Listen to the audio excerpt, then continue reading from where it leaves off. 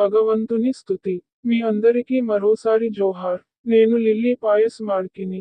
నేటి సందేశంలో, ఈ రోజు, ఈ పవిత్రమైన రోజున, నేను ఇక్కడ ఉన్నాను. ఈ రోజు కూడా అతని రోజులో ఉంటారు.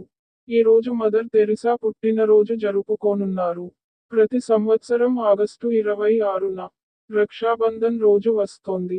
స్వాతంత్ర్య దినోత్సవం రోజుల్లో శుభ ఫలితాన్ని తెలుసుకునే హక్కు ఉంది.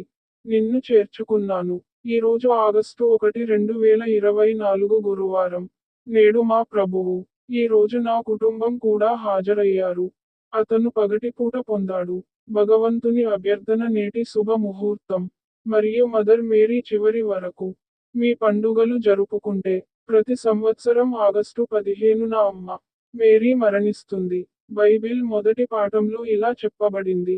ప్రకాశం గ్రంథ అధ్యాయం 3 శ్లోకం 12లో, నేను ప్రేమించే వారందరినీ నేను మందలించాను మరియు శిక్షిస్తాను, కాబట్టి ఉత్సాహంగా ఉండండి మరియు పశ్చాత్తాపపడండి. రెండవ బైబిల్ పాఠంలో చెప్పబడింది. 1 కొరింథీయులు 1వ అధ్యాయం 27వ వచనంలో, అయితే జ్ఞానులను అవమానపరచడానికి దేవుడు ప్రపంచంలోని మూర్ఖులను ఎన్నుకున్నాడు, మరియు దేవుడు బలవంతులను అవమానపరచుటకు లోకములోని బలహీనులను ఎన్నుకున్నాడు.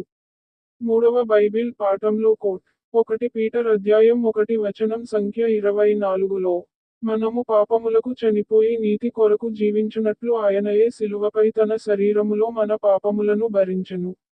అతని గాయాల వల్ల మీరు స్వస్థత పొందారు. మరియు చివరి బైబిల్ వచనంలో ఇలా అన్నాడు.